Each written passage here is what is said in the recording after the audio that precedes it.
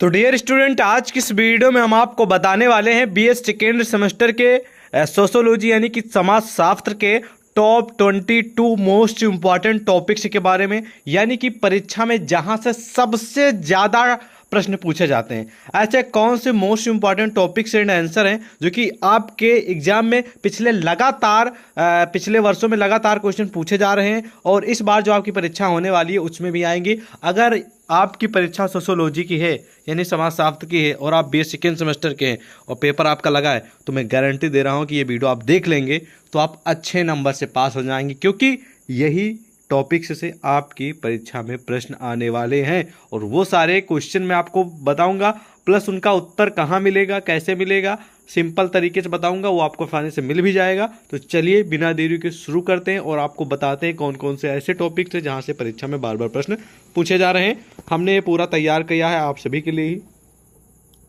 इस वीडियो में वो सारे क्वेश्चन इंक्लूडेड है, वो सारे टॉपिक्स इंक्लूडेड हैं जो मैंने खुद से एनालिसिस किया है, मैंने खुद से देखा है, मैंने खुद से समझा है कि हाँ भैया कौन से क्वेश्चन ऐसे हैं जो बार बार रिपीट हो रहे हैं और कौन कौन से क्वेश्चन ऐसे हैं जो इस बार आपकी परीक्षा में आने वाले हैं। ठीक है, बीएस सेकेंड सेमेस्टर, सब्जेक्ट आपका समाजशास्त्र है और प्रश्न पत्र का नाम है भारत में समाज संरचना, संगठन और परिवर्तन और मोस्ट इंपॉर्टेंट टॉपिक्स है। तो आज की इस वीडियो का सबसे पहला टॉपिक्स है यानी कि मोस्ट इंपॉर्टेंट क्वेश्चन है नगर। नगर किसे कहते हैं, नगर की परिभाषा दीजिए। यहीं पर एक क्वेश्चन और आ सकता है गांव के बारे में। ठीक है, गांव किसे कहते हैं, गांव की परिभाषा बताइए, गांव की विशेषता बताइए। नगर किसे कहते हैं, नगर की परिभाषा दीजिए, नगर की विशेषताएं बताइए। ऐसा प्रश्न आपको देखने को मिल सकता है। 100% वाले क्वेश्चन है। ठीक है, अगर आप अच्छे से तैयार करेंगे, इन सभी का उत्तर कैसे मिलेगा, कहाँ पर मिलेगा, पूरा हम आपको बताने वाले हैं। ठीक है, बस आप कंप्लीट वीडियो देखते रहिए कि कौन कौन से क्वेश्चन परीक्षा में फंसेंगे। धर्म के बारे में क्वेश्चन आएंगे। ठीक है, धर्म किसे कहते हैं, धर्म निरपेक्षता फीडा क्वेश्चन आएगा। यहीं पर एक धर्म और एक धर्म निरपेक्षता फीडा क्वेश्चन हमेशा पूछा जाता है, तो ध्यान रखेंगे। ये दोनों कॉमन क्वेश्चन है और आएंगे धर्म से भिड़े क्वेश्चन, आपको ध्यान रखना, नोट कर लीजिए। और अगला क्वेश्चन है जनसंख्या। जनसंख्या वृद्धि किसे कहते हैं, जनसंख्या रोकने का उपाय बताइए, जनसंख्या जो बढ़ती है उसके कारण बताइए। इस तरीके के जनसंख्या से जुड़े करीब करीब आपकी परीक्षा में 2 प्रश्न तो गारंटी के साथ आएंगे। क्वेश्चन इस प्रकार हो सकता है, जनसंख्या कि जो उसको नियंत्रण करने का उपाय बताइए, ऐसा क्वेश्चन हो सकता है। जनसंख्या नियंत्रण करने का उपाय बताइए। जनसंख्या वृद्धि के कौन कौन से कारण हैं। ठीक है, और जनसंख्या विस्फोट किसे कहते हैं।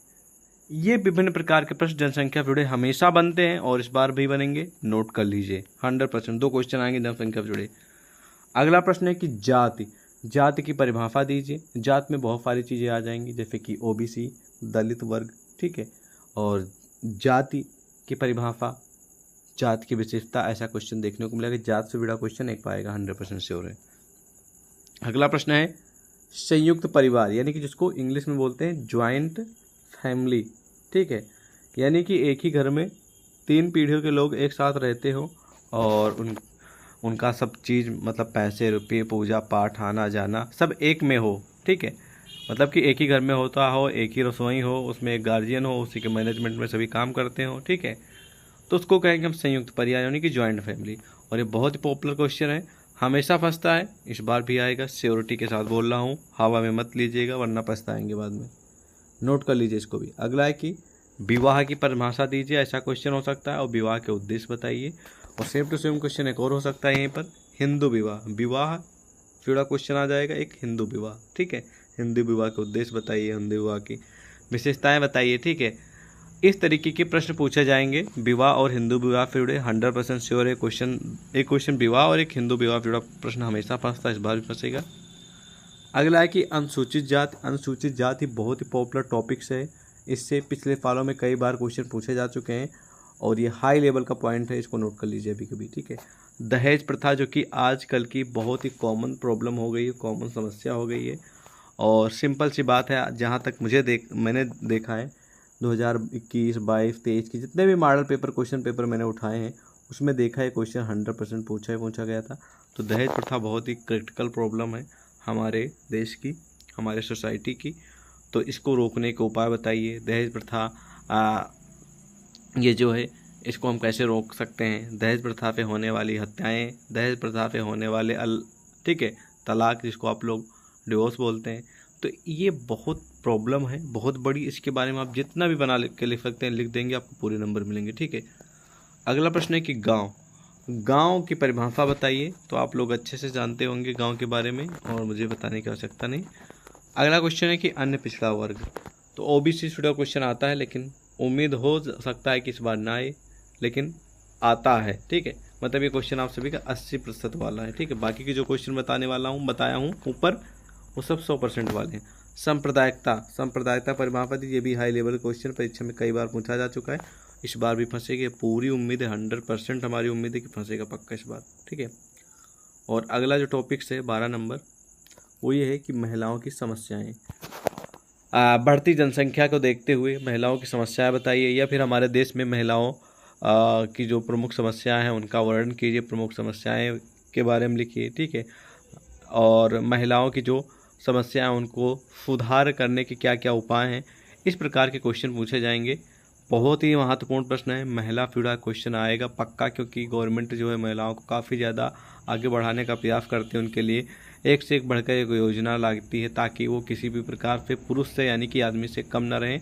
इस वजह से आए दिन कोई ना कोई योजना आती रहती। तो और अभी भी बहुत सारी प्रॉब्लम है महिलाओं की, जैसे कि अशिक्षित रह जाना, ठीक है। और साथ साथ में महिलाओं को पढ़ाई लिखाई के लिए लोग नहीं भेजते हैं, रोजगार की समस्या, कहीं आने जाने में प्रॉब्लम, इस तरीके की बहुत सारी समस्याएं जिनको आपको लिखना पड़ेगा। बहुत ही पॉपुलर क्वेश्चन है, 100% फंसने वाला क्वेश्चन, तो नोट कर लीजिए।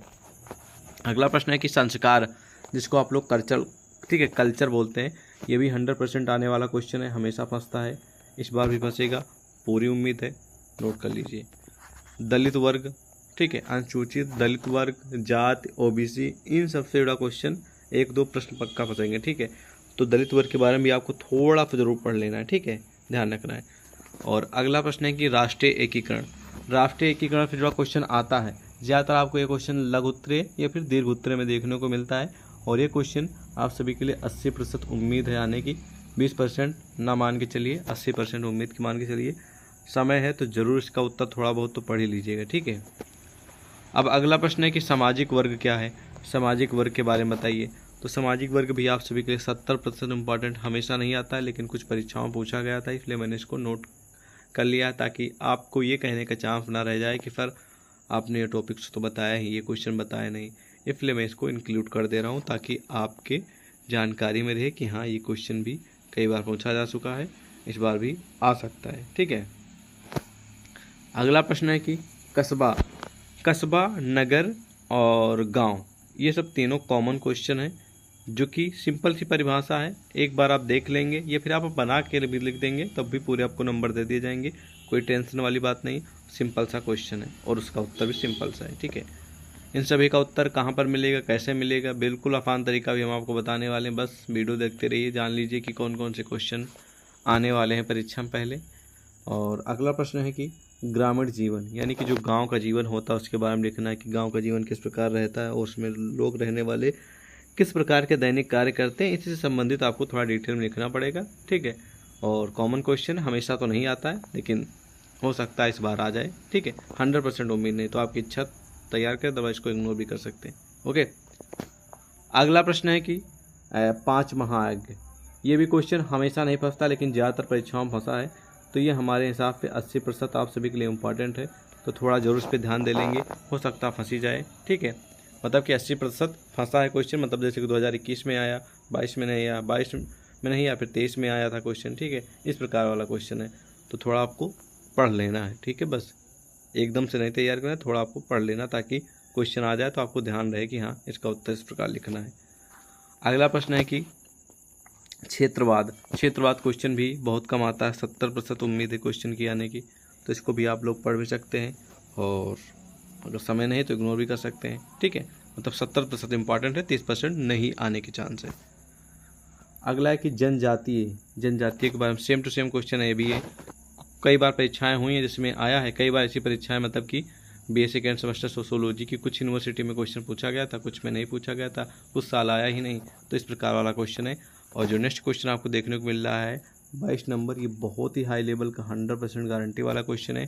ये क्वेश्चन है कि विविधता से एकता के बारे में लिखने के लिए क्वेश्चन आएगा, या फिर विविधता के बारे में क्वेश्चन आएगा, कोई ना कोई क्वेश्चन आपको विविधता फिर आएगा, 100% श्योर है। तो आपको इसके बारे में पढ़ लेना है, ठीक है। तो आज यहाँ पर समाप्त होते हैं पूरे के पूरे 22 टॉपिक्स, और मैंने पूरा एनालिसिस करके ये वीडियो बनाई है। मैंने देखा है कि इन 22 टॉपिक्स से क्वेश्चन सबसे ज़्यादा परीक्षा में पूछे जाते हैं और हमेशा आते हैं, इसलिए इसके बारे में मैंने डिस्कशन किया ताकि आपको जानकारी हो सके। बाकी जो क्वेश्चन मैंने आपको 100% बताया कि उनको जरूर तैयार करके जाइएगा, उनको तो आपको ज़रूर तैयार कर लेना है। बाकी जिनकी मैंने बताया कि 70% इंपॉर्टेंट है या फिर 60 है या फिर 80% है, उनको थोड़ी देर के लिए आप लोग भले ही मत तैयार करें, ठीक है, लेकिन जो मैंने बताया उनको तो ज़रूर तैयार करें। बाकी समय है तो इसमें दिए गए सभी प्रश्नों का उत्तर आप तैयार कर लेंगे तो आपको काफ़ी ज़्यादा आपके एग्जाम में हेल्प मिल जाएगी, बहुत ही ज़्यादा। मान लीजिए कि 70 नंबर का पेपर होता है, ठीक है, तो आप कम से कम आसानी से 35 से 40 नंबर आसानी से ले आएंगे, ठीक है। कम से कम की बात करो, बाकी ज़्यादा भी आ सकते हैं। तो इस प्रकार आप इन सभी प्रश्नों का उत्तर तैयार कर लीजिएगा और इन सभी का उत्तर आपको तैयार कर लेना है। क्वेश्चन बैंक है उसमें से तैयार कर लीजिएगा, नहीं है बुक है उसमें से तैयार, वो भी नहीं है कोई बात नहीं, सिंपल सा सबके मोबाइल में इंटरनेट है, गूगल बाबा है, गूगल पे जाना है, वहाँ पर टाइप कर देना है कि नगर किसे कहते हैं, नगर की परिभाषा दीजिए। जैसे आप डालेंगे आपके समस्त उत्तर आ जाएगा, पढ़ लीजिएगा, स्क्रीनशॉट ले लीजिएगा, ठीक है। इसी प्रकार धर्म के बारे में आपको पढ़ना है तो धर्म के बारे में आपको गूगल कर लेना, गूगल पे डालिएगा धर्म की परिभाषा दीजिए, धर्म के बारे में बताइए, तुरंत आपको आंसर आ जाएगा। उसका स्क्रीनशॉट पढ़ लीजिएगा, पढ़ने के बाद स्क्रीनशॉट ले लीजिएगा ताकि बाद में भी आपको उसको पढ़ते रहें उस उत्तर को, ठीक है। स्क्रीनशॉट ले जाएगा तो आपकी गैलरी में आ जाएगा, तो कहीं पर भी रहेंगे तो पढ़ लेंगे, ठीक है। तो ये तरीका तो सबको मालूम है, लेकिन तरीका अपनाना नहीं मालूम था शायद आप सभी को, और तरीका तो मालूम था, शायद आप लोगों को मालूम ही होगा, लेकिन क्वेश्चन तो नहीं मालूम थे कौन कौन से आएंगे। तो मैंने क्वेश्चन आपको बता दिए हैं कि यही क्वेश्चन इस बार परीक्षा में आने वाले हैं, तो इनको जरूर तैयार कर लीजिएगा, ठीक है। ओके, बाकी कोई क्वेश्चन जरूर पूछे। अगर आपको ये PDF चाहिए तो आप टेली व्हाट्सएप पे मैसेज कर दीजिएगा, इसी वीडियो के डिस्क्रिप्शन में लिंक मिल जाएगा। बाकी मिलते हैं एक और नए वीडियो के साथ। जय हिंद। ये आपका अपना ही चैनल सक्सेस टू यू है, तो सब्सक्राइब जरूर कर लीजिएगा। जय हिंद।